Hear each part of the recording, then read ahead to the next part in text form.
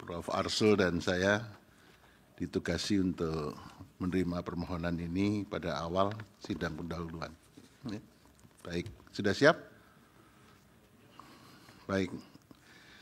Sidang dalam perkara nomor 182 garis miring PUU 22 Romawi tahun 2024 dengan ini dibuka dan terbuka untuk umum. Silakan untuk memperkenalkan diri pemohon, dan saya kira prinsipalnya para yang mulia yang terhormat juga harus diperkenalkan. Silakan. Terima kasih atas perkenan yang mulia. Assalamualaikum warahmatullahi wabarakatuh. Selamat siang, salam sehat untuk kita semua, salam sejahtera untuk kita semua. Atas perkenan yang mulia, kami melaporkan hari ini kami hadir sesuai dengan undangan panggilan sidang dalam perkara nomor 182. Saya sendiri selaku kuasa Muhammad Joni SHMH, kuasa Zulhaina Tanamas SHMH, kuasa Faisal Lubis SHMH, kuasa Muhammad Haikal Firzuni SH, dan hadir hari ini pemohon prinsipal Pengurus Besar Ikatan Dokter Indonesia, yaitu dalam hal ini langsung diwakili oleh Dr. Adib Humaydi SPOT di sebelah kiri saya, Sekretaris Jenderal Dr. Ulul Albab SPOG. Yang kedua, hadir para pemohon kedua prinsipal, yaitu para dokter dan dokter gigi secara orang perseorangan warga negara Indonesia yang hadir hari ini secara langsung dan juga secara online. Secara langsung hadir hari ini Dr. Slamet Budiarto. Beliau adalah Presiden terpilih PBID. Dr. Rudi Sapulete, Dr. Fazilet, Dr. Grego, Dr. Hadi Wijaya, Dr. Fahru Rozi, Dr. Setio Wiji, Dr. Ika Prasetyo Wijaya, Dr. Rulianto, Dr. Sukman, Profesor Dr. Sukman Tulus Putra, Dr. Abidin Shah Siregar, Dr. Gigi RM Sri Hananto S, Dr. Gigi Devi Hendra MMRS, Dr. Gigi Zulkifli Nasution, Dr. Gigi Ina Asma Sari S, Dr. Gigi Aris Teguh, dan Dr. Gigi Ali Sundi Harja, dan berkenan hadir juga para pemohon in person melalui sidang secara online. Demikian yang mulia, terima kasih. Terima kasih. Komentar saya yang pertama begini, ini rumah sakitnya kalau begitu banyak yang tutup ini. Mungkin lain kali karena sudah dikuasakan ke Pak Joni bisa tidak hadir ya. Tapi lebih baik hadir daripada tidak hadir ya. Karena saya takut rumah sakit tutup, kasihan pasiennya nanti. Baik, ini sidang pendahuluan. Kalau Pak Joni sudah hafal ya harus apa. Dan untuk prinsipal, jadi ini sidang penerimaan permohonan. Penerimaan permohonan secara tertulis sudah kami terima dan sudah kami pelajari. Pada kesempatan ini penerimaan permohonan secara lisan, itu agenda yang pertama, nanti akan disampaikan oleh pemohon atau kuasanya. Kemudian yang kedua nanti agendanya adalah saran masukan dari majelis panel kita bertiga untuk kesempurnaan permohonan ini. Ini permohonan dengan banyak pasal, ya konsekuensinya membongkar seluruh undang-undang kesehatan yang baru, ya kan. Ya, nanti Pak Joni silahkan pokok-pokoknya saja, karena kita sudah mempelajari, kemudian nanti saran dan masukan dari kita bertiga. Komentar saya yang kedua, kuasa hukum ada yang belum tanda tangan Pak Joni, nanti supaya diperbaikan permohonan dilengkapi, ya. Baik. Siap yang mulia. Silakan Pak Joni menyampaikan pokok-pokok permohonannya, nanti di bagian petitum disampaikan secara utuh. Silakan. Terima kasih Yang Mulia atas perkenan mulia, dan terima kasih di ujung tahun masih tetap loyal kepada pengawalan konstitusi, dan kami juga tabah sebagai warga negara untuk menegakkan bagian hal yang terpenting yaitu konstitusi dan konstitusionalisme.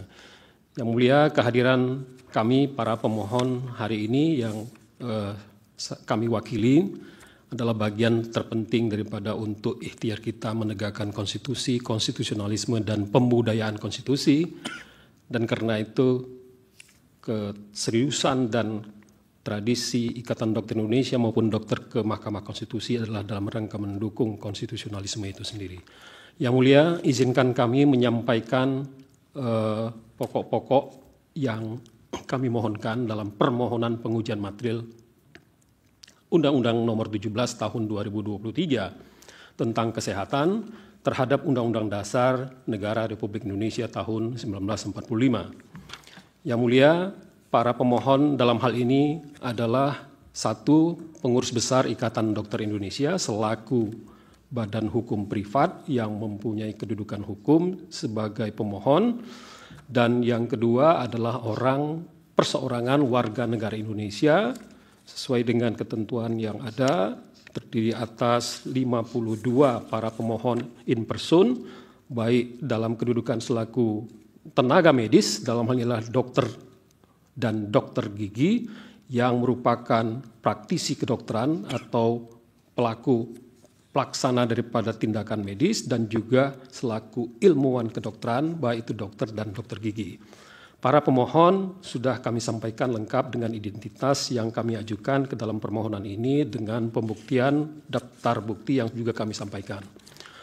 Yang kedua, Yang Mulia, para pemohon adalah yang pertama, Pengurus Besar Ikatan Dokter Indonesia adalah lembaga hukum privat yang punya kedudukan sebagai organisasi profesi dan berdiri dan dibentuknya mempunyai DNA sebagai organisasi profesi yang tunggal, dan keberadaan dan pembentukan ID selaku organisasi pada tahun 1953 adalah bersatu dan untuk menyatukan dan terus bersatu menjadi organisasi profesi yang satu.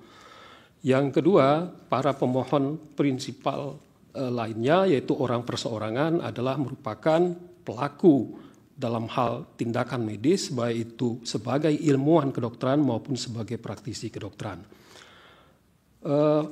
Kami ingin sampaikan langsung kepada objek permohonan yang diuji. Objek permohonan yang diuji dalam perkara permohonan ini ada 24 permohonan, 24 pokok permohonan yang kami sudah sampaikan secara lengkap di dalam permohonan kami. Baik, akan kami sampaikan pokok-pokoknya saja. Yang pertama, pasal 311 ayat 1 sepanjang kata dapat. Pasal 311 ayat 1 berbunyi tenaga medis dan tenaga kesehatan dapat membentuk organisasi profesi sepanjang kata dapat dan frasa membentuk organisasi profesi. Yang kedua, pasal 261 ayat 1 yang berbunyi untuk meningkatkan mutu dan kompetensi teknis keprofesian tenaga medis dan tenaga kesehatan serta memberikan perlindungan dan kepastian hukum kepada masyarakat dibentuk konsil sepanjang kata konsil. Yang ketiga, pasal 268 ayat 2 sepanjang frasa melalui menteri. Yang keempat, pasal 1 angka 25 sepanjang kata lembaga. Yang kelima, pasal 269 sepanjang frasa konsil memiliki peran. Yang keenam, pasal 270 sepanjang frasa profesi tenaga medis dan kata kolegium. Yang ketujuh, pasal 272 ayat 1 sepanjang frasa kelompok ahli, frasa ilmu kesehatan dan kata kolegium. Yang kedelapan, pasal 272 ayat 3 sepanjang kata kolegium dan huruf B sepanjang kata pelatihan. Yang kesembilan, pasal 304 ayat 2 sepanjang kata menteri. Yang ke-10, pasal 306 ayat 1 huruf C yang berbunyi penonaktifan STR untuk sementara waktu. Yang ke-11, pasal 307 sepanjang kata menteri. Yang ke-12, pasal 310 sepanjang kata kesalahan. Yang ke-13, pasal 220 ayat 2 sepanjang kata menteri. Yang ke-14 pasal 258 ayat 2 sepanjang frasa pemerintah pusat dan atau lembaga pelatihan yang terakreditasi oleh pemerintah pusat. Yang ke-15 pasal 260 ayat 2 sepanjang frasa atas nama menteri. Yang ke-6 pasal 261 huruf B sepanjang frasa atas nama menteri. Yang ke-17 pasal 264 ayat 1 sepanjang huruf B frasa tempat praktek. Yang ke-18 pasal 264 ayat 5 sepanjang kata menteri.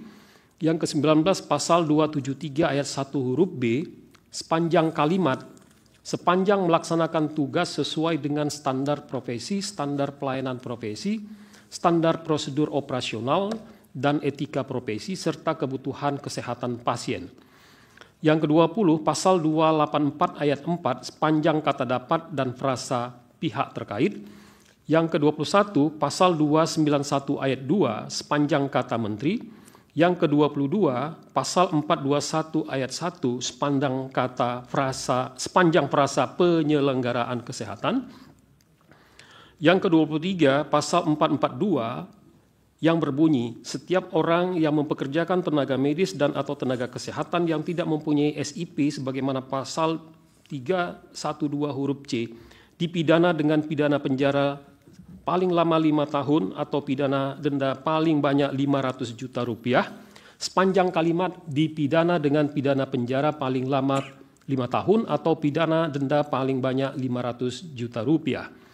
Yang ke-24 yang terakhir pasal 454 huruf C yang berbunyi C Undang-Undang Nomor 29 Tahun 2004 tentang Praktek Kedokteran, Lembaga Negara Republik Indonesia Tahun 2004 Nomor 116, tambahan Lembaran Negara Republik Indonesia Nomor 4431. Batu uji yang kami ajukan adalah 1. Pembukaan Undang-Undang Dasar 1945 alinea keempat, 2. Pasal 28D ayat 1, ketiga pasal 28H ayat 1, yang keempat pasal 28C ayat 1, dan yang kelima pasal 27C ayat 1. Perihal kewenangan konstitusi, kami mohon berkenan untuk dilanjutkan atau tidak dibacakan.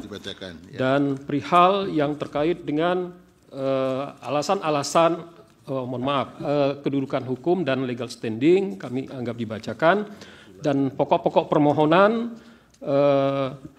pada intinya bahwa permohonan ini didasarkan kepada adanya perubahan landasan filosofis layanan kesehatan atau healthcare yang berubah menjadi health industry nasional, dan kebijakan itu menyimpang jauh daripada kebijakan kesehatan nasional dan konstitusi kita yang menjamin tanggung jawab negara atas pelayanan kesehatan pasal 28H ayat 1 yang merupakan amanat daripada Undang-Undang Dasar 1945 yang menjamin negara kesejahteraan, welfare state sesuai dengan pembukaan Undang-Undang Dasar 1945. Yang kedua, alasan kami secara pokoknya adalah pasal-pasal tersebut yang merupakan bagian penting daripada Undang-Undang Kesehatan adalah merupakan norma yang membelakangi prinsip negara kesejahteraan karena mengubah dan berbelok drastis dari healthcare menjadi health industry nasional yang bukan hanya sekedar perubahan hukum namun dengan sengaja dirancang untuk membelakangi negara kesejahteraan dan yang dijamin yang diterapkan di dalam pembukaan Undang-Undang Dasar 1945 sebagai identitas konstitusi kita yang menjamin negara kesejahteraan. Dan dihapuskannya mandatory spending yang bertentangan dengan TAP MPR nomor 10 tahun 2001 dan Deklarasi Abuja Organisasi Kesehatan Sedunia. Yang ketiga, membahayakan perlindungan hukum dan data pribadi warga dan risiko ketahanan nasional dengan adanya pasal-pasal yang terkait dengan dibolehkannya transfer data biomedik keluar wilayah negara Indonesia, materi muatan informasi dan data dapat dialihkan, ditransfer, pengelolaan data rekam medis setiap pasien, pengalihan biobank dan biorepositori dapat dialihkan, dan tenaga medis subspesialis dan subspesialis warga negara asing lulusan luar negeri dengan kompetensi tertentu hanya dengan menggunakan frasa kompetensi tertentu. Yang lain alasan kami adalah terjadinya penumpukan kekuasaan pada tangan wewenang pada Menteri Kesehatan guna menyokong health industry sehingga melawan arah negara hukum demokratis dan demokrasi konstitusional, dan karena itulah terjadi perubahan Konsil Kedokteran Indonesia menjadi konsil yang hanya bertanggung jawab kepada Presiden, ditiadakannya lagi Konsil Kedokteran Indonesia yang berubah menjadi konsil yang kemudian menjadi Konsil Kesehatan Indonesia, walaupun namanya tetap KKI, tetapi hal tersebut bertentangan dengan putusan MK nomor 82 tahun 2015. Melemahkan konsil karena status surat tanda registrasi atas nama menteri bukan atas nama konsil, namun atas nama konsil yang berlabelkan, disebutkan, dinormakan atas nama menteri. Melemahkan konsil sebagai lembaga biasa bukan lembaga non-struktural yang merupakan lembaga penyokong daripada demokratisasi dan demokrasi konstitusional, dan menghapuskan legitimasi kolegium dan meletakkan kolegium bukan sebagai lembaga independen tetapi merupakan alat kelengkapan daripada konsil, dan melemahkan konsil sebagai subordinat karena merupakan lembaga pemerintah. Yang mulia, kami ingin menyampaikan juga beberapa alasan-alasan yang lain bahwa terjadinya campur baur tenaga medis dan tenaga kesehatan dalam norma, pasal maupun sistem yang ada di dalam Undang-Undang Kesehatan, bahkan dengan tenaga vokasi. Hal ini membahayakan dalam rangka mutu pelayanan kesehatan, tindakan-tindakan yang mestinya dibedakan, dipisahkan antara tenaga medis dengan tenaga kesehatan, baik berimplikasi karena tanggung jawab dan wewenang, tanggung jawab wewenang pelayanan, tanggung jawab ini juga akan mengakibatkan kekacauan hukum akibat adanya tanggung jawab yang dipersamakan, dan mempersamakan tenaga medis dengan tenaga kesehatan dalam pembentukan konsil yang sama dan bercampur baur telah pula bertentangan dengan putusan MK nomor 82 tahun 2015 yang berbunyi Konsil Kedokteran Indonesia harus berdiri sendiri, mandiri dan independen yang berbeda dengan Konsil Tenaga Kesehatan Indonesia. Pembentukan kolegium baru yang memperlakukan sama antara tenaga medis dan tenaga kesehatan sehingga adanya kekacauan hukum karena sistem hukum, substansi hukum, kelembagaan hukum, bahkan budaya hukum yang sudah ada antara tenaga medis dan tenaga kesehatan yang berbeda, bahkan jauh berbeda dengan tenaga vokasi. Oleh karena itu menimbulkan kekacauan hukum dan menimbulkan kerugian konstitusional, dan hal ini melanggar supremasi konstitusi karena melanggar berbagai putusan Mahkamah Konstitusi yang juga kami ulaskan dan kami sampaikan di dalam permohonan ini. Kekacauan hukum karena melampaui wewenang pengawasan untuk menjauhkan tenaga medis dari fungsi pengawasan organisasi dengan memasuki pemerintah dan pemerintah daerah memasuki urusan pengawasan atas etika dan disiplin profesi, dan juga memasuki wewenang penegakan disiplin profesi seakan-akan pemerintah dalam hal ini Menteri Kesehatan semacam judikatif daripada disiplin profesi, mengubah kebijakan hukum dan kelembagaan hukum tanpa adanya rational background dengan mengakibatkan hilangnya eksistensi daripada kolegium dan konsil yang merupakan lembaga negara non-struktural yang bukan lembaga di bawah pemerintah. Dengan tidak adanya alasan-alasan tadi, tidak adanya rational background pada pasal-pasal yang dimohonkan ini, maka sebenarnya tidak ada alasan untuk membuat keputusan yang berbeda dengan norma yang seperti yang kami ujikan. Dan dengan demikian alasan-alasan berikutnya kami sampaikan bahwa hal-hal tersebut melanggar prinsip HAM, utamanya larangan diskriminasi, karena memperlakukan hal yang sama antara tenaga medis dengan tenaga kesehatan adalah bukan sebagai bentuk larangan, bukan sebagai bentuk diskriminasi, tapi memperlakukan hal yang sama untuk hal yang sama, hal yang berbeda untuk hal yang berbeda, sehingga kedudukan ini adalah bersesuaian dengan kepentingan untuk perlindungan masyarakat dalam rangka mendapatkan pelayanan kesehatan dan jaminan kesehatan dari tenaga medis dengan perlakuan yang sama dan berbeda dengan perlakuan dan tanggung jawab yang berbeda dengan tenaga kesehatan. Yang penting juga berikut adalah hapusnya norma organisasi profesi yang tunggal dan diakui konstitusional, mengakibatkan pelemahan struktural organisasi profesi, menjauhkan dokter dan dokter gigi dari organisasi profesinya, mengakibatkan terlanggarnya hak untuk satu standar profesi, satu kode etik, dan satu sumpah dokter yang justru merupakan hal yang telah ditimbang dan diputuskan dalam pertimbangan putusan MK nomor 10 tahun 2017, sehingga menimbulkan ketidakstabilan pada konstelasi tenaga medis di Indonesia yang menghambat pemenuhan dan akibatnya menghambat jalan lancarnya pemenuhan hak konstitusional pasal 28H ayat 1 dan menurunkan bobot atau norma-norma kelembagaan dalam hal praktek kedokteran dengan melembahkan kelembagaan konsil, kolegium, majelis disiplin profesi yang semuanya berada pada di bawah wewenang Menteri Kesehatan.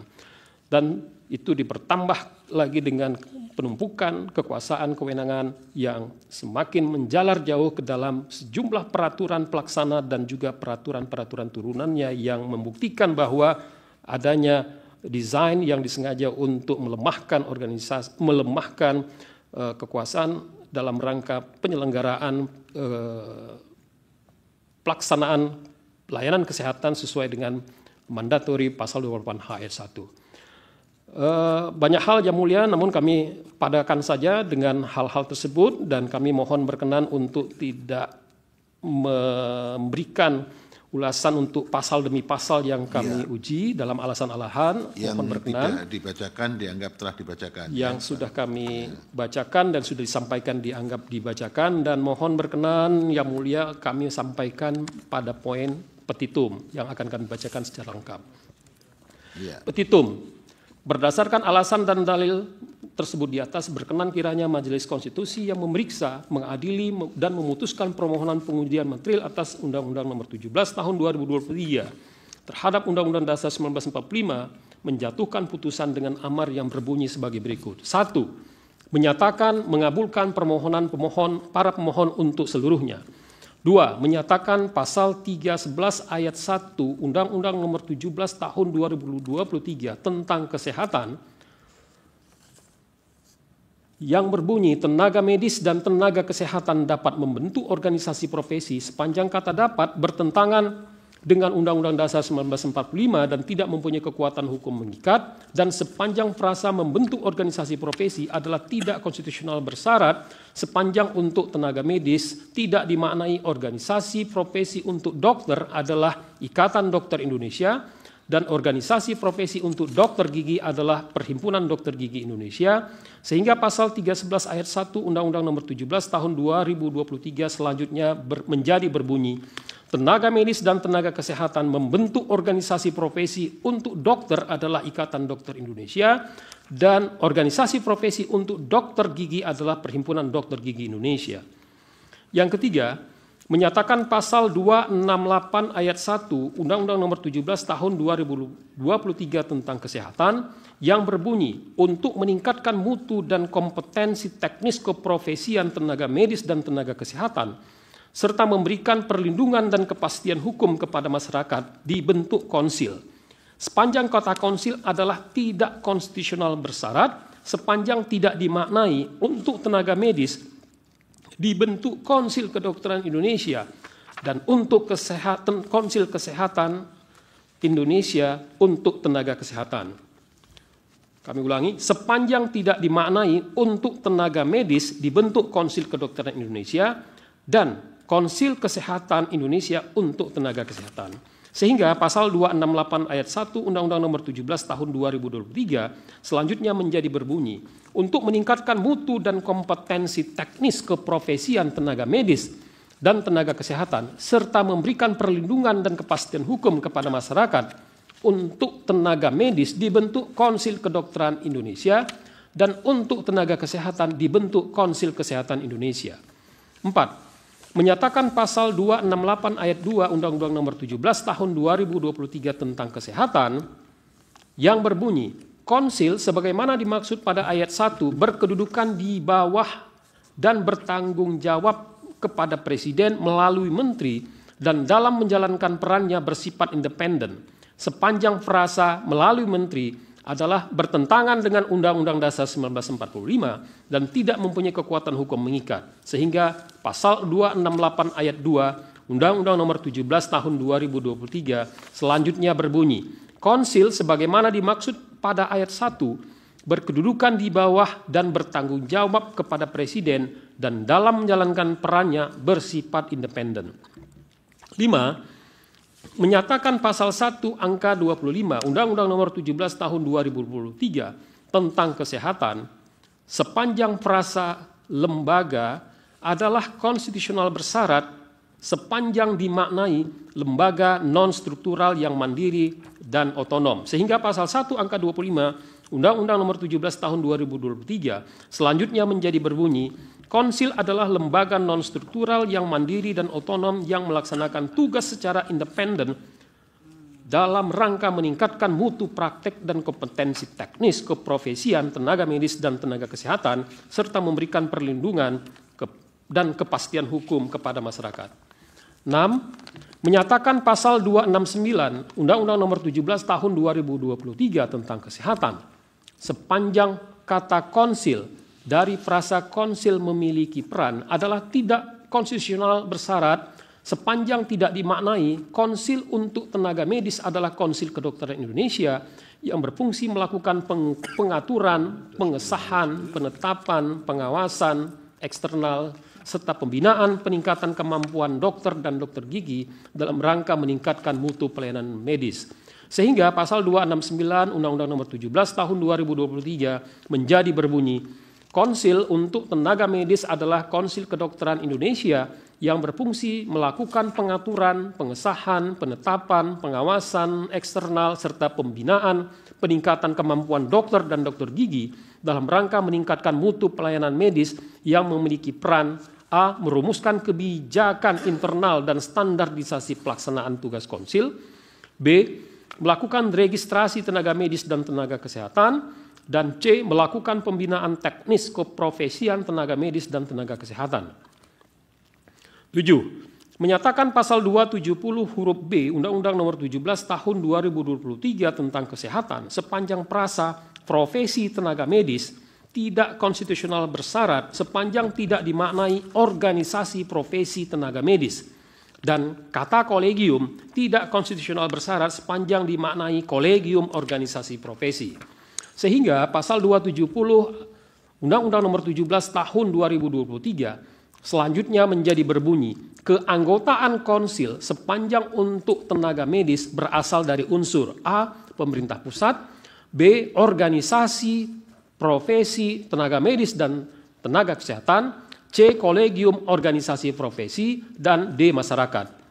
8. Menyatakan pasal 272 ayat 1 Undang-Undang Nomor 17 Tahun 2023 tentang kesehatan sepanjang frasa kelompok ahli tidak konstitusional bersyarat sepanjang tidak dimaknai kelompok ahli organisasi profesi, dan sepanjang frasa ilmu kesehatan tidak konstitusional bersyarat sepanjang tidak dimaknai ilmu kedokteran, serta sepanjang kata kolegium tidak konstitusional bersyarat sepanjang tidak dimaknai kolegium yang dibentuk organisasi profesi. Sehingga pasal 272 ayat 1 Undang-Undang Nomor 17 Tahun 2023 menjadi selanjutnya berbunyi, untuk mengembangkan cabang disiplin ilmu dan standar pendidikan tenaga medis dan tenaga kesehatan, setiap kelompok ahli organisasi profesi tiap disiplin ilmu kedokteran dapat membentuk kolegium yang dibentuk organisasi profesi. Pak Joni, ini petitum nomor 9 dibacakan, itu lambang Hakim Mahkamah Konstitusi 9. Kemudian yang 10 sampai 25 dianggap telah dibacakan. Nanti langsung 26, tapi nanti dalam perbaikannya saja seluruhnya dibacakan. Ya. Baik, Yang Mulia. 9. Masih dibacakan nomor 9. Menyatakan pasal 272 ayat 3 Undang-Undang Nomor 17 Tahun 2023 tentang kesehatan, sepanjang kata kolegium tidak konstitusional bersyarat, sepanjang tidak dimaknai kolegium untuk tenaga medis, dan sepanjang kata pelatihan pasal 273 ayat 3 huruf B tidak konstitusional bersyarat, sepanjang tidak dimaknai pelatihan berkelanjutan, sehingga pasal 272 ayat 3 Undang-Undang Nomor 17 Tahun 2023 selanjutnya menjadi berbunyi, kolegium untuk tenaga medis memiliki peran A. Menyusun standar kompetensi tenaga medis, dan B. Menyusun standar kurikulum pelatihan berkelanjutan tenaga medis dilakukan oleh organisasi profesi dan tenaga kesehatan. Ya, 10 sampai 25 dianggap dibacakan ya. Baik, 10 Petitum nomor 10 sampai petitum nomor 25 kami anggap dibacakan Yang Mulia. Sekarang 26, silakan. 26 memerintahkan pemuatan putusan dalam Berita Negara Republik Indonesia atau dalam hal Majelis Hakim Konstitusi berpendapat lain, mohon putusan yang seadil-adilnya ex aequo et bono. Demikian kami sampaikan pembacaan permohonan pokok-pokoknya yang kami sampaikan pada kesempatan kali ini. Terima kasih Yang Mulia, dan kami mohon nasihat dan saran Yang Mulia. Terima kasih. Nanti perbaikan semuanya dibacakan petitumnya ya. Terima kasih Yang Mulia. Ini lambang saja kalau 9 yang dibacakan. Karena Hakim Mahkamah Konstitusi jumlahnya 9, 10 sampai 25 dianggap telah dibacakan ya. Berikutnya sekarang nasihat dari Hakim, Prof. Eni dulu atau Prof. Eni? Silakan Prof. Lady first.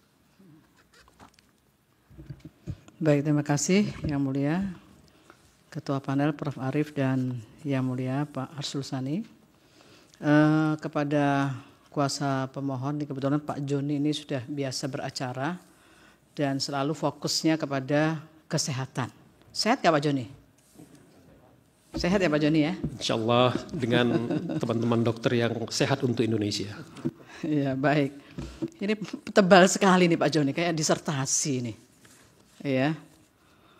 Ini begini Pak Joni ya. Kalau dilihat dari struktur sistematika saya kira sudah sangat paham Pak Joni ya. Tetapi persoalannya memang nanti pada aspek-aspek yang terkait dengan substansi, walaupun tidak berkaitan substansi perkara langsung karena itu tidak bisa kita drive di situ ya. Tetapi ada beberapa hal yang pokok. Yang pertama begini Pak Joni ya, karena ini kan akan diupload permohonan itu, oleh karena itu ada beberapa hal yang nanti harus dijaga termasuk kerahasiaannya juga ya. Terkait dengan bagian pertama menyangkut identitas.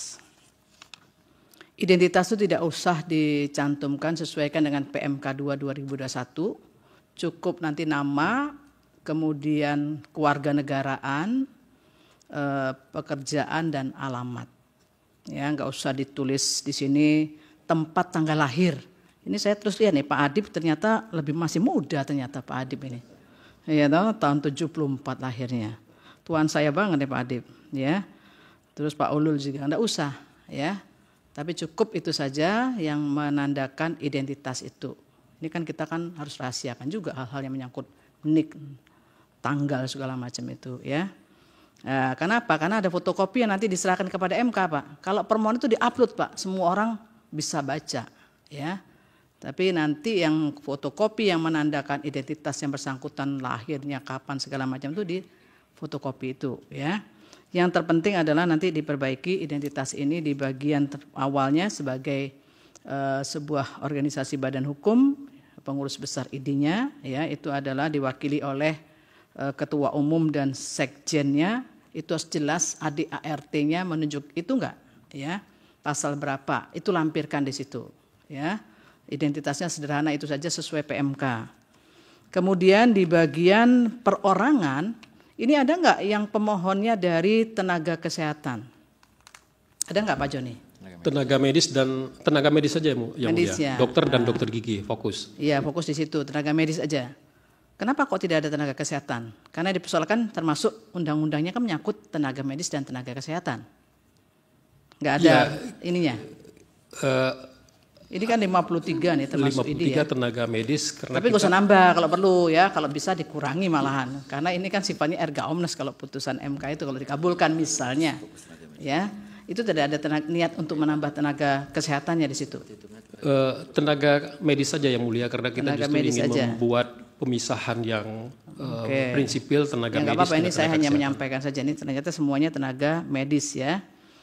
Sama juga di sini ya, nanti identitasnya nggak usah dikasih tuan nyonya lah ya.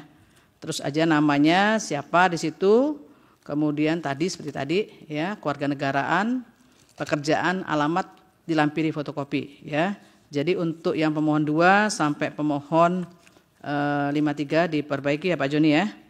Seperti biasa dibuat rinci seperti itu ya. Ini kan 24 norma Pak Joni, ini luar biasa nih. Ini kayak membongkar habis undang-undang nih nanti Pak Joni, ya.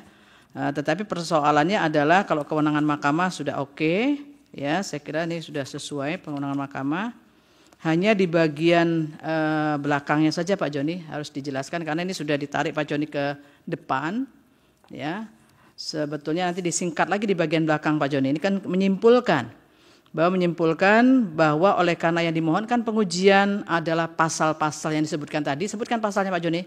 Seluruhnya 24 norma yang dimohonkan pengujian terhadap pasal berapa dari Undang-Undang Dasar yang dijadikan batu uji, baru Pak Joni berkesimpulan.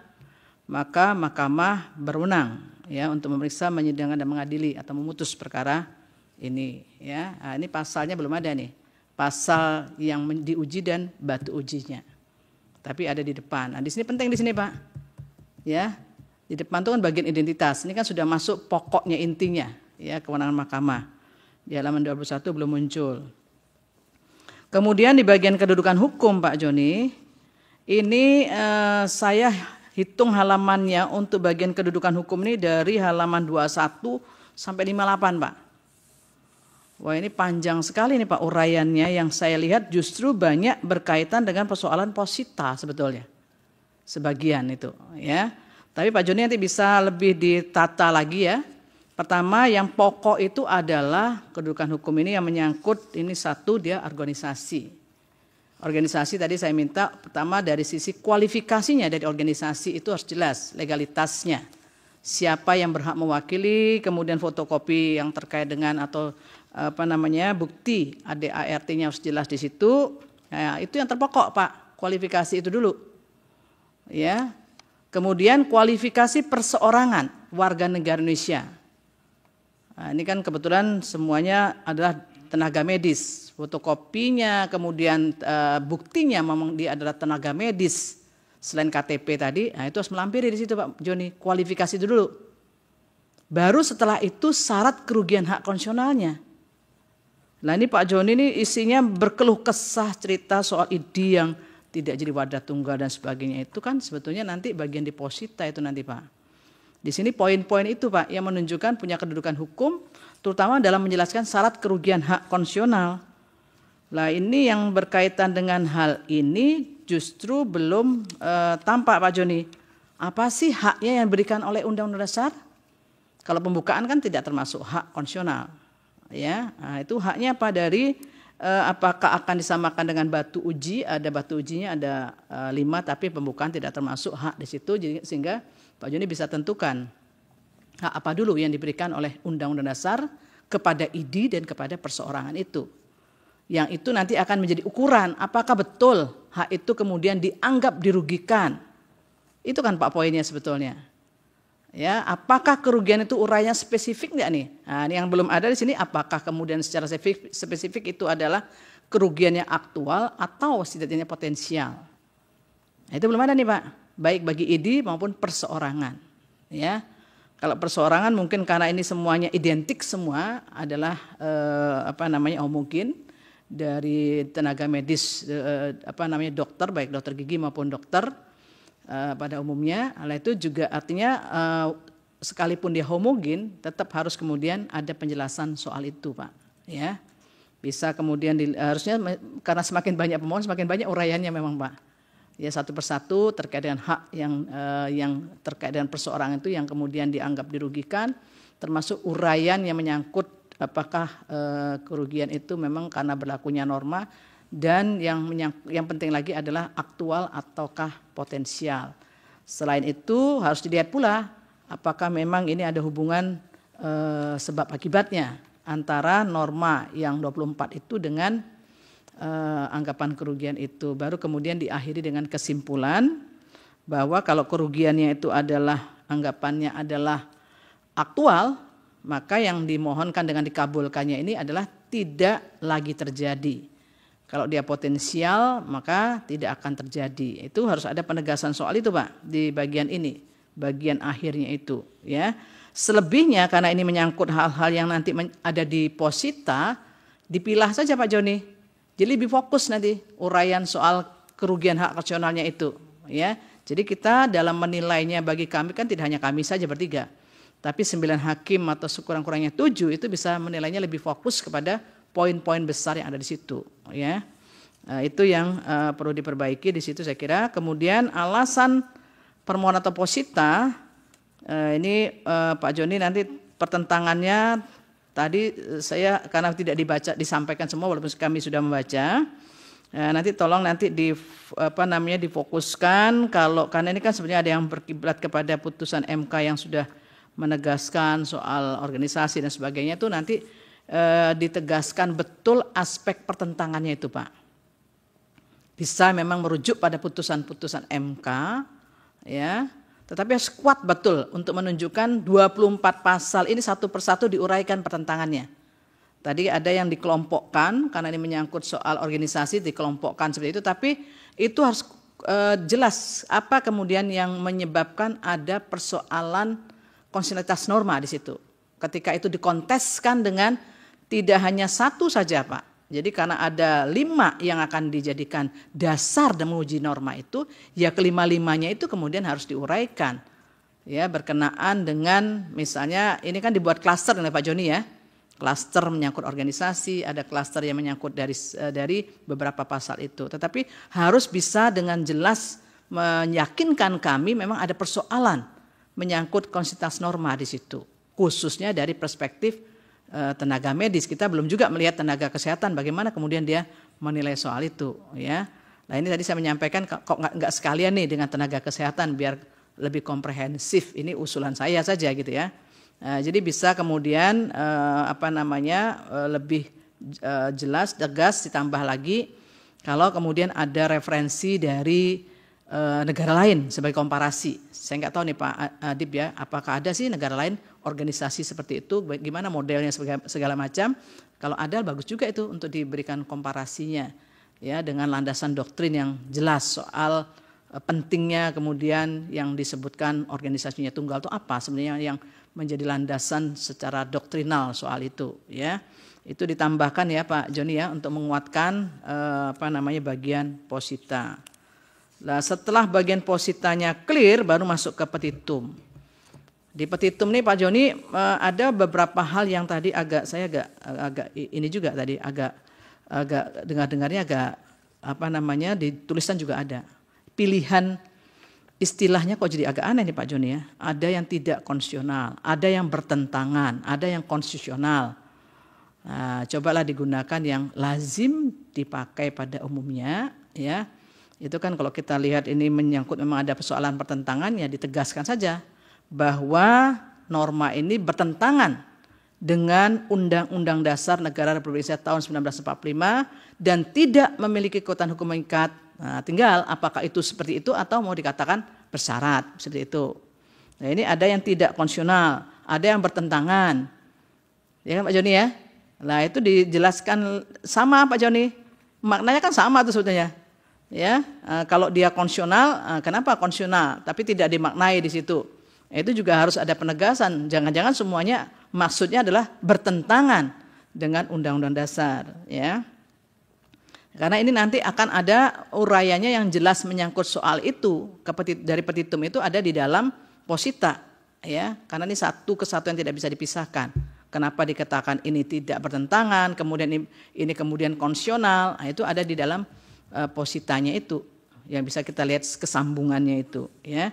Nah ini yang sepertinya memang ada yang berbeda. Saya nggak tahu argumentasi apa yang kemudian melatar belakangi pilihan-pilihan dengan istilah itu, ya.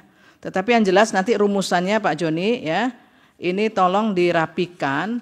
Kalau Pak Joni ingin misalnya yang dipersoalkan itu adalah satu kata saja, misalnya kata dapat. Nah, kata dapat itu di depan Pak Joni. Menyatakan kata dapat dalam norma pasal, ini contoh ya. Menyatakan kata dapat dalam norma pasal 311 ayat 1 Undang-Undang 17 2023 dan seterusnya dalam lembaran negara seterusnya, ya. Itu apa nih maunya? Bertentangan dengan, ya misalnya begitu, Undang-Undang Dasar dan seterusnya sepanjang tidak dimaknai, misalnya begitu. Nah kalau di sini enggak, Pak Joni menyebutkan petitum angka 2 ya, itu kan berbunyi tenaga kesehatan dan seterusnya, kemudian yang di bawahnya adalah sepanjang frase. Itu kurang lazim Pak Joni. Jadi naikkan saja sepanjang frase, kalau bunyinya kan sudah ada di depan Pak.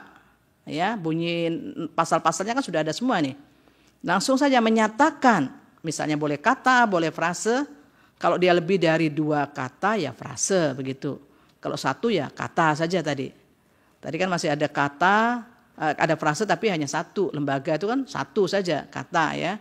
Nah di sini harus ditegaskan bahwa frasenya yang dimohonkan itu sebetulnya, ya kan Pak Joni? Baru nanti selengkapnya berbunyi itu di bawahnya. Jadi saya ulangi lagi, misalnya tadi contohnya kata dapat. Atau kemudian misalnya ternyata yang dipersoalkan adalah frase membentuk organisasi profesi. Dalam norma pasal berapa itu? Nah ini mau diapakan frase ini? Apakah dihilangkan habis menyatakan bertentangan dengan Undang-Undang Dasar Negara Republik Indonesia 1945 dan tidak memiliki kekuatan hukum mengikat, atau sepanjang tidak dimaknai misalnya begitu ya. Lah pilihannya terserah kepada para pemohon dengan para kuasa pemohon ini ya, tetapi harus clear nih. Jadi kalau jangan jangan dibuat yang dimohonkan itu ternyata frase di bawahnya atau kata, tapi dibunyikan seluruhnya. Sebaiknya langsung saja ya Pak Joni ya, langsung to the point ke apa yang dipersoalkan di situ, katanya atau frasenya atau seluruh norma ya. Tinggal nanti pilihannya mau itu dimaknai atau kemudian mau dihilangkan habis seperti itu. Tapi semuanya harus disandarkan kepada argumentasi yang dibangun di dalam posita. Jadi ada beberapa nih Pak Joni, bahkan hampir semuanya nih Pak Joni, ya, yang bunyinya gini tapi yang dipersoalkan ada kata di bawahnya, naikkan ke atas semua, gitu ya. Itu yang saya kira perlu diperbaiki. Hampir semua nih Pak Joni, saya sudah buat catatan. Hampir semuanya. Dan kemudian bagian petitum angka 24, tolong Pak Joni nanti cek putusan-putusan MK. Apakah ini bagian dari criminal policy? Ya. Kalau criminal policy, MK sudah punya pendirian. Ya, yang angka 24 menyangkut pidana itu Pak Joni ya. Cek nanti putusan-putusan MK. Kemudian yang angka 25, nah ini tolong Pak Joni cek lagi apakah dimaksudkan ini untuk menghidupkan undang-undang lama, praktek kedokteran itu, termasuk peraturan pelaksananya. Nah, argumentasinya harus jelas nih, dibangunnya dari mana, tiba-tiba muncul menyatakan bertentangan dengan ini. Maksudnya menyatakan bertentangan di sini, apakah mau dihidupkan kembali undang-undang yang lama itu. Nah, ini harus clear di dalam positanya. Ya, kalau tidak nanti jadi kabur nanti. Itu Pak Joni ya. Jadi keseluruhan dari apa yang sudah disampaikan ke Mahkamah. Saya kira itu dari saya. Terima kasih Pak Ketua. Terima kasih Yang Mulia Prof. Eni. Berikutnya Bapak Dr. Asrul. Tapi sebelumnya begini, Bapak-bapak yang di online, kok wajah Pak Idris nggak muncul ya? Jadi perlu saya sampaikan bahwa yang hadir secara online pun bersifat sama dengan yang hadir di persidangan ini, seluruh tata tertib dan ketentuannya. Ini untuk Pak Idris kok nggak ada wajahnya, nggak muncul. Kalau nggak muncul gitu di take down saja petugas, karena nggak ada wajahnya. Kecuali yang lain bapak-bapak senior ini ada wajahnya semua, hanya Pak Idris saja yang di take down saja, dianggap tidak hadir. Nggak apa-apa, sudah terwakili oleh kuasa hukum. Terima kasih untuk yang online, bapak-bapak, para senior ini hadir di persidangan. Bisa mendengar suara dari Mahkamah Konstitusi kan ini? Ya, terima kasih Pak. Jelas. Ya, Pak. Ya, terima kasih. Berikutnya Pak Arsul, saya persilahkan. Terima kasih Yang Mulia Ketua Panel, Prof. Arief Hidayat. Yang saya hormati para pemohon prinsipal seluruhnya, dan para kuasa hukum.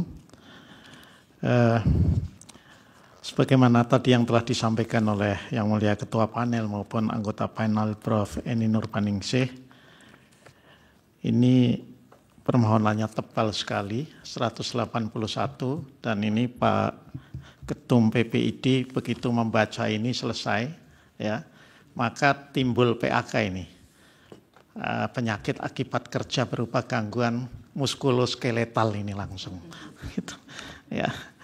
Nah, Saya melengkapi, mohon izin Pak Ketua Panel, dari apa yang telah disampaikan oleh Yang Mulia Prof. Eni. Ya. Dari sisi struktur saya kira apa yang ada dalam pasal 10 ayat 2 PMK 2021 memang telah dipenuhi. Namun secara detail tadi sudah banyak disampaikan oleh Yang Mulia Prof. Eni, saya nambahi ya beberapa hal yang mungkin Pak Joni ini karena tebal, jadi kan yang bikin pusing, yang baca majelis hakimnya juga pusing juga jadinya kan gitu. Tetapi karena itu kewajiban kan kita harus baca juga. Nah, keuntungan sebut saja begitu beracara di MK ini ada sidang pendahuluan berupa penasehatan yang itu memungkinkan nanti para pemohon untuk memperbaiki baik yang didasarkan pada penasehatan majelis panel maupun nanti setelah direview kembali ya itu juga memang ada yang perlu diperbaiki. Nah yang pertama umum dulu Pak Joni, saya menemukan ya misalnya di halaman 17 angka 24, kemudian halaman 63 angka 219 dan halaman 180 angka 25 itu kurang lengkap ya pencantumannya.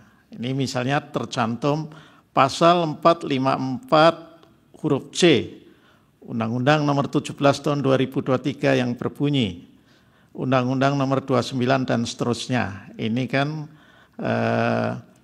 kurang kata-kata pada saat undang-undang mulai berlaku. Nah ini agar dicek ya. Karena itu kaitannya dengan dicabut dan dinyatakan tidak berlaku itu kan. Nah itu jadi mohon dicek ya. Mungkin kalau terlalu banyak pasal, sebetulnya di MK ini kan karena berperkara itu tidak ada biayanya, bisa juga permohonan itu kemudian di klaster-klaster dipecah-pecah itu bisa juga sesuai dengan klasternya masing-masing terkait dengan organisasi ya terkait dengan apa itu boleh juga itu kan. Cuma Pak Adib dan para yang terhormat Dokter Ibu semua barangkali bayarnya Pak Joni jadi lebih mahal kalau di itu ya.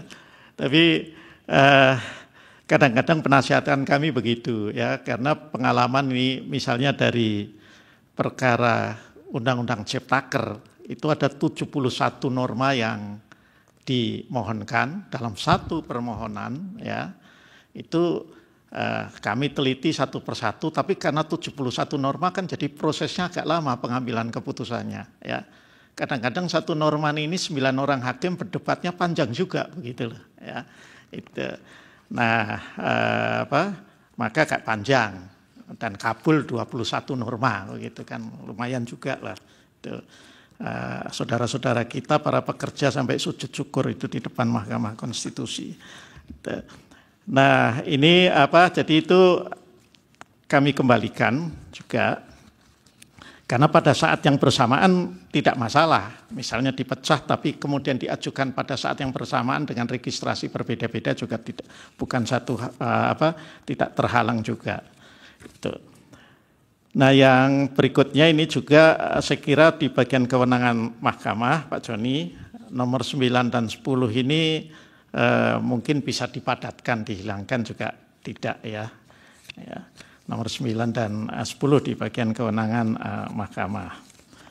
Nah di bagian kedudukan hukum ya ini catatan saya juga sama dengan yang Mulia Prof. Eni tadi ini tebal sekali, beberapa saya kira substansi yang ada di kedudukan hukum mungkin bisa digeser ke alasan permohonan. Ya. Nah yang paling penting saya kira di kedudukan hukum ini ini yang perlu diperdalam kembali ya atau dipertajam oleh Pak Joni ini terkait dengan kerugian konstitusional para pemohon ini. Kan kalau mengacu pada putusan MK standarnya, putusan MK 006/2005, kemudian 011/2007, ini kan ada 5 poin gitu ya. Saya kira Pak Joni udah hafal lah, ini bisa dilihat kembali di contoh-contoh putusan MK yang ada atau di contoh-contoh permohonan yang sudah diperbaiki. Nah, yang berikutnya lagi ini terkait dengan saya membaca di halaman 168 angka 22 ya. Ini bukti bahwa kita baca benar-benar ini Pak Dr. Adib ya. Itu kan diperbandingkan, disebut perbandingan dengan beberapa undang-undang kedokteran yang ada di negara lain ya. Ini agar diulas sedikit ya. Di negara lain itu mengatakan apa sih terkait isu yang para pemohon ini mohonkan ya. Jadi agar diulas itu mulai dari halaman 168 angka 22 ya. Ini kan ada, kalau saya hitung perbandingan dengan undang-undang kedokteran dari 8 negara. Namun kalau saya baca ini belum diuraikan alasan menggunakan permohonan itu secara komprehensif ya. Hanya disebutkan ini berdasarkan best practice ya. Undang-undang atau pengetahuan kedokteran yang ada di negara lain. Nah,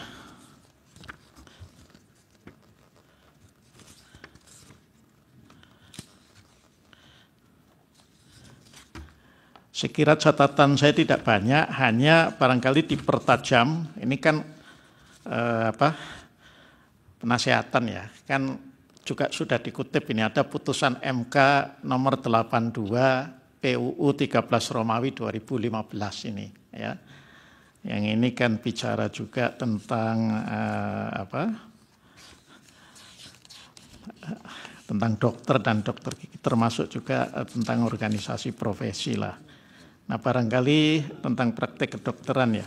Ini saya kira Pak Joni ini bisa dirujuk agar kami semua, sebab kan nanti yang memutuskan kelanjutan perkara ini setelah nanti mendengarkan perbaikan ini kan bukan hanya kami bertiga yang panel ini, tetapi adalah 9 orang hakim Mahkamah Konstitusi melalui rapat permusyawaratan hakim. Nah, maka menjadi penting ya bahwa 6 orang yang mulia yang lainnya itu ketika membaca itu langsung paham, itu kan, itu tadi ya. Dan saya ini termasuk yang enggak paling muda tapi juga enggak paling tua gitu. Tapi membaca ini itu tadi langsung gangguan muskuloskeletalnya kambuh. Nah, ini jangan-jangan yang senior lebih parah lagi begitu. Nah, jadi supaya itu. Maka kalau tadi saya sebutkan bisa dipertimbangkan untuk dipecah dan diajukan bersamaan, itu juga satu hal yang sebuah pilihan, tapi ini kami kembalikan karena nanti yang mulia ketua panel kan akan menyampaikan berapa lama perbaikan itu bisa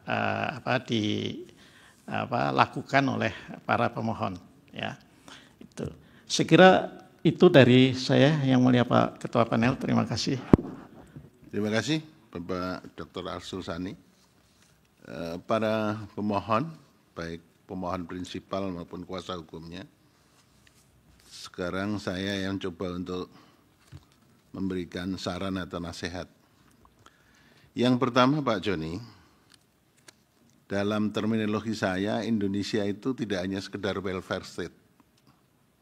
Indonesia berdasar Pancasila itu religious welfare state, lebih dari sekedar welfare state. Kalau religious welfare state berarti kesejahteraannya adalah lahir batin. Sehingga posisi bidang kedokteran ini menduduki posisi yang sungguh sangat luar biasa, sangat sentral di negara Republik Indonesia. Nanti bisa diuraikan dari prinsip-prinsip itu, Pak Joni, ya. Jadi religious welfare state. Karena negara kita adalah negara yang berdasar pada ketuhanan yang Maha Esa. Itu berbeda dengan negara-negara Eropa, Amerika, itu berbeda, hanya welfare state. Kesejahteraannya lebih dititik beratkan pada kesejahteraan lahiriah. Kalau kita lahir dan batin, itu yang harus mendapat perhatian bersama-sama. Saya berangkat karena ditugasi untuk menerima permohonan para dokter ini. Itu saya tadi berangkat pakai jas putih, Pak. Tapi tadi waktu RPH ada persoalan, makanya saya terus jasnya saya copot karena saya berkeringat gitu. Tapi betul saya karena menerima ini pakai jas putih. Itu karena mau menerima bapak-bapak supaya saya juga dianggap sebagai dokter itu. Dokter konstitusi tapi. Kemudian yang kedua, begini. Kalau ini hanya menjadi satu permohonan, dibuat klaster. Sebetulnya isu-isu hukum yang dipersoalkan, yang pertama adalah isu pergeseran layanan kesehatan. Di negara yang religious welfare state, layanan kesehatan tidak semata-mata itu industri kesehatan. Ada aspek-aspek yang non-industri. Itu kalau harus bisa diuraikan gimana dari sisi kedokteran. Ya, kemudian yang kedua, persoalan isu hukum kekuasaan Menteri Kesehatan yang terlalu dominan dalam menyokong industri kesehatan itu. Kemudian ini kalau saya kalau saya pahami dan saya rumuskan dari permohonan yang setebal ini. Kemudian yang ketiga, campur baur atau istilah Jawanya mungkin Pak Adib dan Pak Ulul orang Pati dan orang Lamongan kan ini saya lihat di sini. Pak Adib masuk jadi mahasiswa lahir, saya sudah jadi mahasiswa. Pak Ulul lahir, saya sudah jadi dosen di Undip bersama dengan Prof. Prof. Susilo yang sekarang sudah almarhum, beliau mantan rektor Undip. Saya bersama dengan beliau, S2-nya juga di UNER bersama beliau tapi bidangnya berbeda. Jadi sama-sama memulai dosen jadi tahun 80. Pak Ulul baru lahir, ya, berarti anak saya itu. Jadi campur baur semerawutnya antara pengaturan tenaga medis, tenaga kesehatan, dan tenaga vokasi. Kemudian yang keempat, ada perubahan Konsil Kedokteran Indonesia menjadi Konsil Kesehatan. Itu apa sih persoalannya? Pertentangannya dengan konstitusi atau pertentangannya dengan prinsip kedokteran yang mengarah kepada kesehatan, terpenuhnya kesehatan yang bersifat lahir batin di negara religious welfare state itu apa? Kemudian yang Cluster E, pemerintah yang turut campur dalam melakukan pengawasan terhadap tenaga medis pada persoalan-persoalan yang bukan manajemen kesehatan, tapi persoalan masalah-masalah medisnya. Itu bisa enggak? Sehingga itu bisa dikatakan melampaui kewenangan disiplin profesi. Itu bisa ditekankan di situnya. Kemudian klaster yang berikutnya, pencabutan legitimasi kolegium dengan pembentukan kolegium baru yang dibentuk oleh Menteri Kesehatan. Itu satu klaster sendiri. Kemudian yang berikutnya, hapusnya norma organisasi tunggal. Kalau tidak salah nanti dibaca putusan mahkamah, ya. Apa bisa organisasi ID itu disamakan dengan organisasi profesi hukum? Misalnya advokat. Advokat itu kan dalam praktek nggak bisa single bar. Akhirnya muncul berbagai organisasi advokat. Tapi itu pun diarahkan pada satu sistem penjaga etik profesi. Nah sekarang kalau kedokteran, itu bisa enggak? Kalau tidak satu, berbahayanya apa? Dan kelebihan kekurangannya apa? Itu bisa didasarkan pada putusan mahkamah. Karena diharapkan betul-betul ketat dalam rangka menjaga profesi kedokteran yang ketat. Karena risikonya kalau tidak ada disiplin profesi, itu bisa menyangkut nyawa seseorang. Kemudian yang terakhir,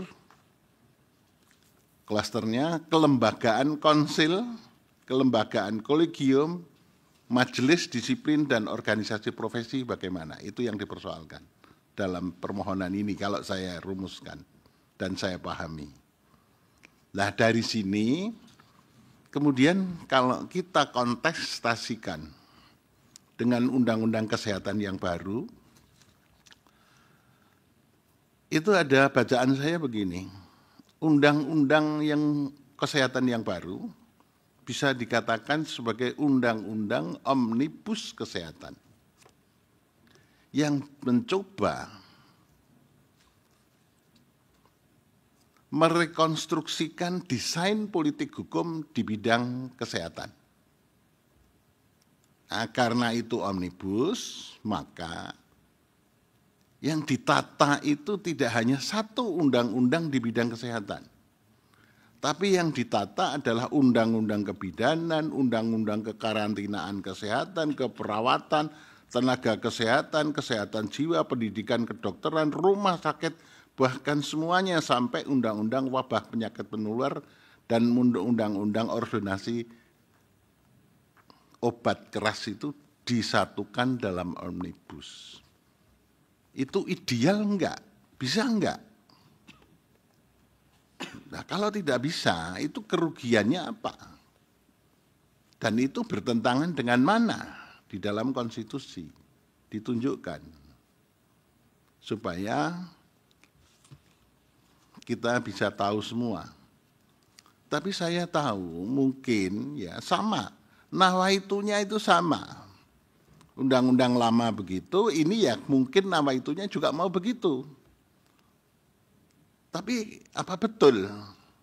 Nah itu yang harus ditinjau, harus dikritisi, harus dikritik secara konstitusional sehingga kita bisa menata sesuai dengan apa yang sebetulnya harus dilakukan di negara kesatuan Republik Indonesia yang berdasar pada ideologi Pancasila yang mengarah kepada negara religious welfare state.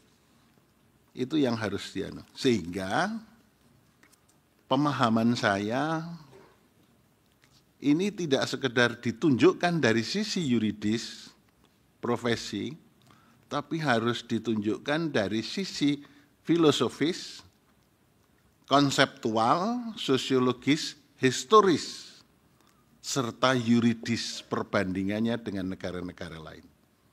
Nah, kalau begitu, ini satu pasal, semua pasal kemudian dibuat begitu, kelihatannya yang diusulkan Pak Arsul juga bisa diterima itu. Tapi resikonya Pak Adib, honornya Pak Joni kebanyakan nanti. Nah itu ya minta korting harusnya honornya, kan gitu. Pak Adib nggak usah malu, ya. Jadi aspek itu yang saya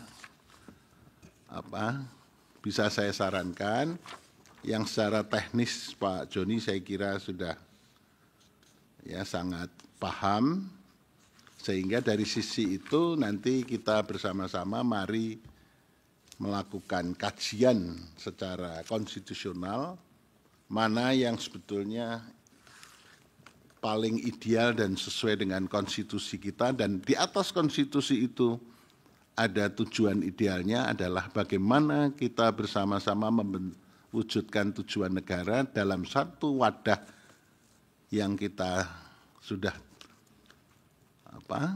bersama-sama diwarisi oleh the Founding Fathers, bahwa negara kita adalah negara religious welfare state. Itu. Baik, ada komentar dari Pak, oh masih ada tambahan dari Pak Arsul. Silakan Pak Arsul.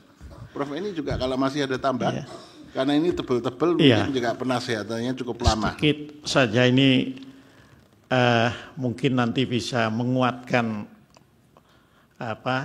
argumentasi permohonan ya. Pak Joni tentu kan paham karena saya pernah juga berasal dari profesi yang sama dengan Pak Joni ya. Di undang-undang advokat itu pembentuk undang-undang sangat menghargai eksistensi organisasi profesi advokat yang ada pada saat itu. Itu bisa dibaca di Undang-Undang Nomor 18 Tahun 2003. Nah, kenapa kok di undang-undang ini eksistensi organisasi profesi yang ada itu kok tidak dianggap, tidak disebut sama sekali? Ya, bahkan kalau saya baca di peraturan peralihan itu kan tidak ada juga sama sekali, gitu ya. Nah itu bisa ditambahkan argumentasi, konsistensi tentang pembentukan perundang-undangan. Mungkin juga di profesi lain juga begitu, gitu ya. Profesi yang tadinya belum ada undang-undangnya, kalau ini kan justru profesi yang tadinya sudah ada undang-undangnya, ada putusan Mahkamah Konstitusi segala macam, gitu ya. Mungkin itu bisa ditambahkan. Tetapi di sisi lain, ya, kan tentu tidak tertutup kemungkinan ada argumentasi bahwa konstitusi kita itu juga menjamin hak untuk berorganisasi, ya, berkumpul, berserikat dan lain sebagainya. Nah, dalam konteks profesi kedokteran ini, ya, kalau kebebasan itu diberikan as is, nah, itu akibatnya apa itu harus diyakinkan, ya, Mahkamah Konstitusi, ya. Pak Joni boleh juga merujuk pada apa yang terjadi pada organisasi advokat kemudian, ya, ya terkait dengan standar pendidikan khusus profesi, gitu kan, yang berbeda-beda dan lain sebagainya. Sehingga kalau di advokat itu kan kemudian ada big question, pertanyaan besar terkait dengan kualitas advokat kemudian yang dilahirkan dari organisasi profesi advokat yang berbeda-beda. Silakan ya. Karena sekali lagi ini nanti yang memutuskan kelanjutan permohonan ini adalah 9 orang hakim konstitusi, bukan hanya kami bertiga. Sekira demikian yang mulia. Terima kasih yang mulia. Prof ini ada? Cukup ya. Ini begini Pak Joni dan Bapak Ibu Prinsipal. Kita itu awal Januari sampai ke awal Maret menangani PHPU Pilkada. Sehingga persidangan-persidangan PUU hari inilah yang terakhir. Sehingga kalau ini permohonan diperbaiki, persidangan penerimaan permohonan itu kemungkinan diagendakannya pada pertengahan Maret, baru pertengahan Maret.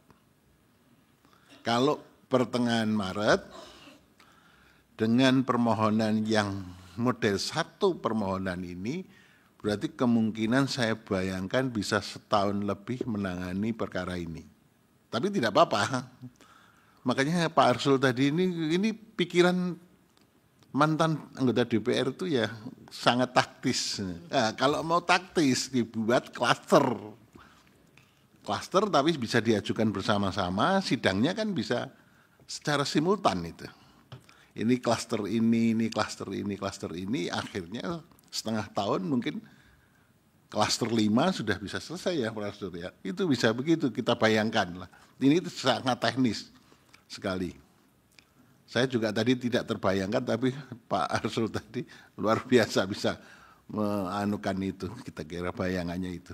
Tapi terserah pada prinsipal dan terserah pada Pak Joni bagaimana kelanjutannya. Tapi yang bisa saya sampaikan, perbaikan permohonan itu diberi waktu 14 hari sehingga bisa dimasukkan ke mahkamah terakhir pada Senin 13 Januari 2025. Perbaikannya loh ya. Tapi persidangan untuk penerimaan perbaikan bisa awal Maret, pertengahan Maret. Ya. Tapi perbaikannya tetap Senin 13 Januari 2025 harus masuk. Ya, kalau tidak masuk berarti dianggap tidak memperbaiki permohonan. Ya. Gitu Pak Joni, ada yang akan disampaikan atau siapa yang mau menyampaikan silakan. Terima kasih Yang Mulia. Kami mendapatkan banyak asupan, terutama Pak Dr. Arif Hidayat yang memberikan sinaran ketuhanannya kepada kami dengan religious welfare state. Mudah-mudahan akan menjadi bagian yang penting bagi kami dalam rangka menegakkan profesi sebagai advokat konstitusi dan juga dalam rangka penanganan perkara ini. Yang kedua, kami mengambil alih semua nasihat yang luar biasa. Bagaikan durian runtuh, kami mendapatkan ilmu dan penasihatan ini dari Prof. Arif Hidayat, Prof. Eni, dan Prof. Arsul. Kalau durian runtuh ada lukanya loh, kena durian. Mudah-mudahan itu berguna untuk kami dalam kasus konkret ini dan juga berguna untuk membangun pembudayaan konstitusi kita, wabil khusus untuk bisa meningkatkan kualitas membudayakan konstitusi yang sudah berkembang pada kalangan tenaga medis dan organisasi profesi. Yang ketiga, secara teknis nanti kami akan memperbaiki tentunya dengan tenggat waktu 14 hari sampai tanggal 13 Januari 2025 tahun depan. Mudah-mudahan kami insya Allah sehat walafiat bisa mengerjakan tugas berat ini, karena ini membongkar undang-undang dan disarankan lagi, dinasihati lagi akan menjadi lebih baik lagi. Harus didoping itu Pak Adib. Ya, dan terima kasih Yang Mulia Ketua Dr. Arif Hidayat yang telah memberi atensi kepada kami untuk diperhatikan oleh Pak Adib. Yang terakhir kami akan laksanakan ini Yang Mulia, mudah-mudahan dan kami pastikan ini sangat baik dan sangat berguna untuk melengkapi naskah kami ini. Wabil khusus, terima kasih. Semoga Mahkamah Konstitusi tetap kuat dan tabah melaksanakan mandat dari konstitusi. Amin. Terima kasih. Terima kasih Yang Mulia. Ada satu hal yang mau disampaikan Pak Ketum? Silakan. Kalau ada silakan 1-2 menit. Iya, Ketua ID pidato biasa. Terima kasih Yang Mulia. Terima kasih juga tadi banyak masukan. Ini pembelajaran karena terus terang profesi dokter sekarang ini karena sangat sering bertemu di Mahkamah Konstitusi, pembelajaran konstitusinya semakin kuat, Yang Mulia.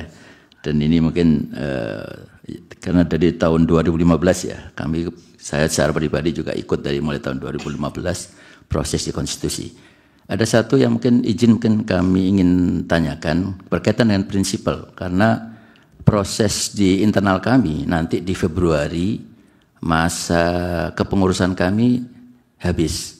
Jadi ketua nanti akan beralih kepada Dr. Slamet, kebetulan beliau juga hadir pada saat hari ini karena kita sudah melakukan pemilihan itu 3 tahun yang lalu, Yang Mulia. Jadi apakah ini akan mempengaruhi terhadap proses pemohon ya?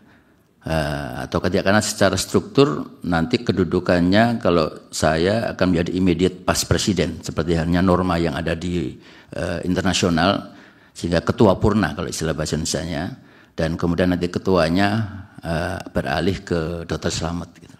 Apakah ini juga akan perlu ada perubahan ataukah tetap seperti ini karena pengajuannya di bulan yang pada saat saya masih menjadi ketua. Tapi proses ini saya kira tadi seperti saya sampaikan Yang Mulia bisa sampai 1 tahun. Nah, apakah perlu ada perubahan di dalam terkait dengan pemohon prinsipal? Bisa nanti diberitahukan saja siap. Bahwa ada pergantian pengurus ID, PPID, dan kemudian pengurus yang baru juga memberikan kuasa pada Pak Joni dan kawan-kawan.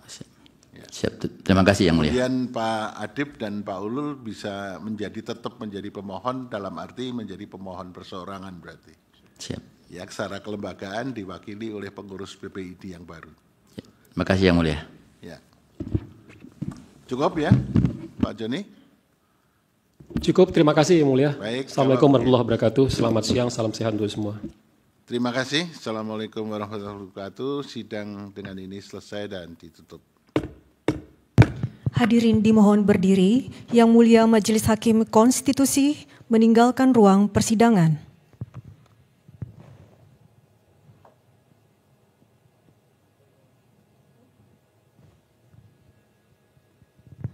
Hadirin disilakan duduk kembali.